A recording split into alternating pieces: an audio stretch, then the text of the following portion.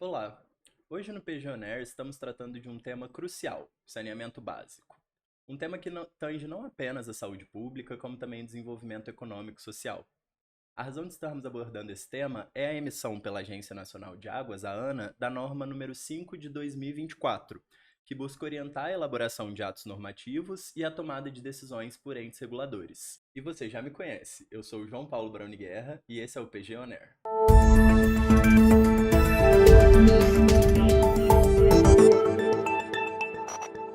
Para conversar comigo estão aqui hoje Caio Henrique Oshikawa, sócio do escritório PGLO, e Michele Barum, associada do escritório PGLO, e vamos entender um pouco como essa norma afeta o saneamento básico, mas também um pouco da origem e da sua emissão pela ANA. Acho que a gente pode começar com isso, Caio.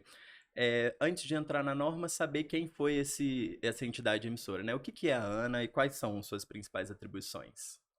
A ANA é uma autarquia federal, né? Ela é uma agência federal, criada no âmbito federal. Ela foi criada inicialmente pela Lei 9.984 de 2000, com a competência de regular e supervisionar a Política Nacional de Recursos Hídricos. Então, a ANA justamente é uma sigla para a Agência Nacional de Águas. Só que no ano de 2020 ela recebeu uma competência muito importante, que é a competência de estabelecer padrões regulatórios para o saneamento básico. Então ela, inclusive, apesar de a sigla continuar a mesma, ela mudou de nome para Agência Nacional de Águas e Saneamento Básico, o que é um desafio, basicamente, porque a competência para regulação e a competência de titularidade dos serviços de saneamento no Brasil, historicamente, sempre foi dos municípios.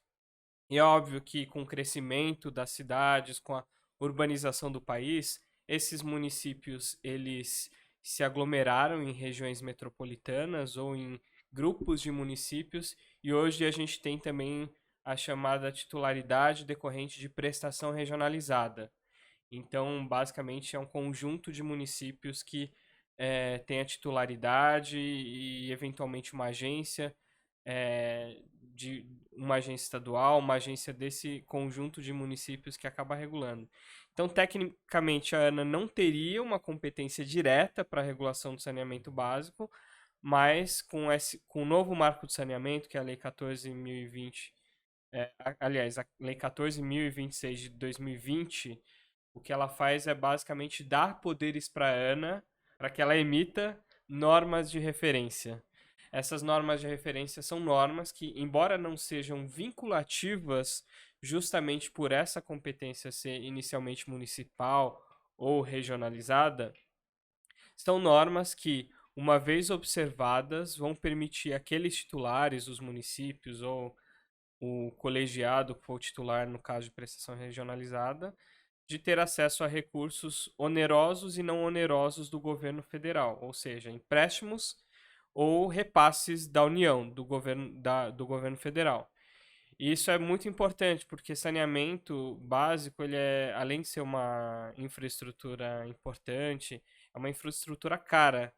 Então, os municípios muitas vezes não têm recursos para conseguir implementar essa infraestrutura, para conseguir manter essa infraestrutura. Então, obviamente, a fonte natural de recursos vai ser a União ou os bancos públicos, e para isso, esses municípios precisam adequar as suas normas ou as normas das suas agências reguladoras ou seus contratos ao que a ANA dita. Legal, Kai. Não, super interessante porque a gente vê que dessa lei de 2020 decorre essa atribuição da qual vai surgir a norma de referência número 5, né? Que é uma norma desse ano, uma norma que visa orientar a elaboração de atos normativos e a tomada de decisões das entidades reguladoras. E aí, para a gente entender melhor por que essa norma é relevante, qual que é o impacto dela, sobretudo no contexto do saneamento básico? Essa norma especificamente ela é relevante porque ela permite a uniformização dos contratos de concessão entre titulares e os concessionários. Uhum. O que, se a gente pensar na quantidade de municípios e na quantidade de agências reguladoras que o Brasil tem, um país do tamanho do nosso, um dos desafios é justamente a padronização dos contratos. E a matriz de risco, uma vez que eu tenho uma norma que unifica essa matriz de risco, essa alocação dos riscos entre as partes para o país inteiro num cenário de fragmentação regulatória, isso é muito importante. Por quê? Porque isso permite que as empresas que quiserem participar de licitações para concessão de serviços de saneamento básico, elas possam precificar de uma maneira mais adequada e elas possam, justamente como se tratam de investimentos de escala, que precisa de muito dinheiro para eles serem implementados, uma vez que essas empresas tenham essa previsibilidade e saibam que no país inteiro eu vou ter uma regra uniforme, basicamente, de alocação de riscos, a empresa vai ter mais segurança para conseguir participar desses processos licitatórios e precificar a sua participação. Legal, não, é muito interessante ouvir vocês que tiveram mais contato com a norma, porque, como você falou, o saneamento básico é um assunto extremamente complexo, um assunto caro, um assunto difícil. Então, pensando, né, nessa norma de referência e pensando na forma de torná-la mais eficaz, quais conceitos relacionados ao saneamento básico os envolvidos nessa norma devem entender, devem saber, para que a norma possa, de fato, como a gente diz no Brasil, né, pegar, para que ela possa funcionar e que possa ser eficaz?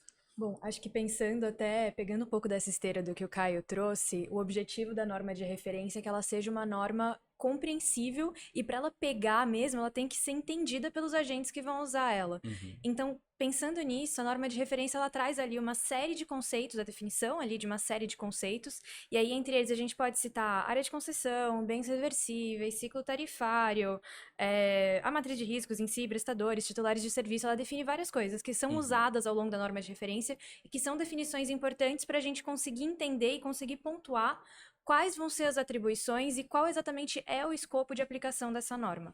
Mas tem 3 conceitos em particular que são muito relevantes para a gente entender como ela deve ser aplicada. O primeiro deles é o de contratos existentes. Os contratos existentes são aqueles contratos que são firmados ou cujos editais de publicação tenham sido publicados até a publicação da norma de referência número 5, que é a norma de referência que o Caio estava comentando da matriz de risco. Os contratos futuros, por sua vez, são os contratos que são firmados depois da publicação da norma de referência número 5. E essa é uma distinção que ela é bastante relevante, justamente porque a norma de referência se aplica de forma diferente, dependendo de cada tipo de contrato. Então, essas são 2 definições chaves para a gente entender como a norma de referência vai se aplicar. E esse foi um cuidado que a Ana fez ali na elaboração da norma, de definir como esses contratos são e quais são contratos de cada tipo, para a gente entender como vai ser a aplicação em cada um deles. Mas, além disso, acho que um outro conceito essencial para a gente tratar também é o próprio conceito de matriz de risco. Mas aí a gente vai acabar entrando tanto em detalhe que eu acho que vale a pena a gente separar. Vai ter um episódio só para isso, exato. Exato. Não, mas obrigado, Michele, porque é interessante a gente ver que a norma trouxe essa definição temporal, né, que é super importante, até, sobretudo, por conta de sua publicação esse ano, mas também essa segurança jurídica maior ao se definir conceitos que são relevantes para o setor e que muitas vezes é aquilo, né, a gente não pode regular sem saber o que a gente está regulando. E aí, pensando nisso, queria ver de vocês como que foi estruturada essa norma. Vocês falaram dos principais conceitos relacionados, falaram do contexto e do impacto, mas quais são os principais requisitos que se deve ter na adoção dessa norma, sobretudo na gestão dos contratos de saneamento, que foi o último tópico que você trouxe? Claro. Acho que só para dar um panorama geral, assim, a norma de referência ela é estruturada em 7 partes. Tá. Então, só passando por elas aqui todas rápido. Disposições gerais, a primeira, diretrizes, a segunda, contratos futuros, que a gente falou agora, a terceira, justamente pela importância, contratos existentes não licitados, a matriz de risco, que é proposta, e os procedimentos que são necessários para alteração dela, os requisitos para comprovação da adoção da norma de referência e as disposições finais e transitórias. Então, veja que a gente consegue passar por todos os temas que são necessários para a gestão de um contrato a partir da norma. O objetivo da norma de referência é justamente estabelecer esse meio de campo para que os agentes que vão ser afetados por essa norma consigam entender o que fazer com ela. Legal. E aí, para comprovar a adoção da norma, a gente tem basicamente 2 requisitos. O primeiro deles é que a ERI, que é a Entidade Reguladora Internacional, deve publicar os atos normativos dos contratos futuros e dos contratos existentes não licitados no prazo de 18 meses, contados a partir da publicação da norma de referência número 5. E o segundo deles é enviar para a Agência Nacional de Águas a relação dos contratos regulados que estejam de acordo com a norma de referência número 5 e com o consequente ato normativo que for publicado pela ERI, que é a Entidade Reguladora Infracional, ou que estejam de acordo com seus procedimentos de alteração. E aí você tem um prazo de 24 meses contados a partir da norma. Então são basicamente esses dois requisitos que a gente usa para comprovar a Os adoção. 18 e os 24 meses. Exato. De fato, acho que as mudanças vão ser significativas, né? Como a gente pôde conversar aqui hoje. E vai ter algum trabalho envolvido, mas parece que caminha-se para um destino de maior organização nesse sentido, né? E aí, pensando justamente no que vocês já trouxeram, que é um dos conceitos que talvez seja mais relevante dessa norma, que é o conceito de matriz de risco, e para a gente ter essa ideia de previsibilidade, né? Só que, infelizmente, nosso episódio de hoje está acabando. A gente vai tratar de matriz de risco em um episódio específico.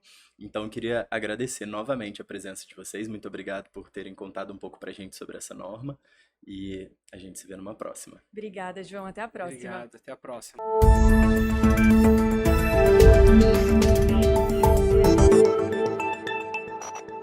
Se você gostou desse episódio do PG On Air, não deixe de nos seguir nas principais redes sociais e nas plataformas de áudio, no Instagram, no YouTube, no LinkedIn, no Facebook. E se tiver qualquer dúvida ou qualquer comentário, é só deixar aqui embaixo que a gente te responde. Muito obrigado e até a próxima.